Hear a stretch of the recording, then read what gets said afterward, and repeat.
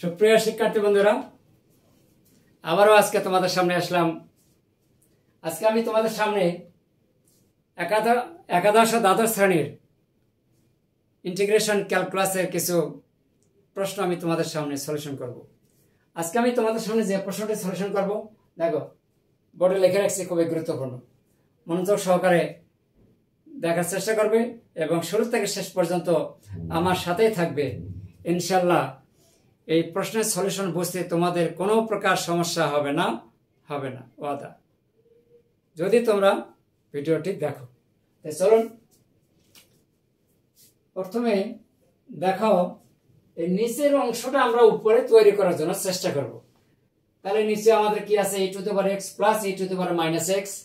তাহলে এখানে কত কমন নিতে হবে বলো, e to the power 4x। তাহলে এখানে থাকে e to the power x। এখন এইটার এটা গুণ দিলে কিন্তু e to the power 5x হয়।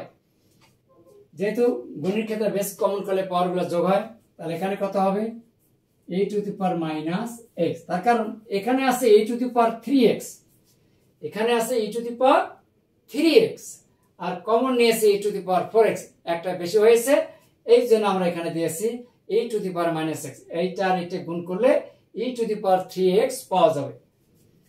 এরপরে নিচে কি আছে, e to the power x plus e to the power minus x, সাথে আছে dx।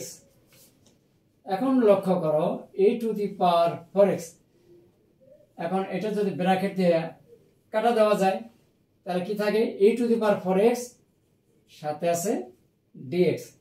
এখন সূত্র প্রয়োগ করব, e to the power x integration e to the power x সমান সমান e to the power x। তাহলে সূত্র integration e to the power x dx সমান সমান, এইটা হচ্ছে সূত্র। তাহলে এখন এই x এর পরিবর্তে আমাদের এখানে কি আছে, 4x আছে। তাহলে আমরা এখানে লিখব e to the power 4x, আর x এর সাথে যা আছে তা দিয়ে ভাগ হবে, 4 plus c, 1/4 e to the power 4x plus c। কেমন লাগলো শিক্ষার্থী বন্ধুরা আমার এই ভিডিও ক্লাসের সলিউশন? যদি ভালো লেগে থাকে অবশ্যই কমেন্টসের মাধ্যমে জানিয়ে দেবে। আর সেই সাথে আমরা এই ভিডিওটিতে যারা এখনো নতুন সাবস্ক্রাইব করো না, খালি দেখতেছো, অবশ্যই দেরি না করে একটা সাবস্ক্রাইব করে দেবেন। তার কারণ সাবস্ক্রাইব করলে আমার এই ভিডিওগুলো তোমাদের সামনে চলে যাবে।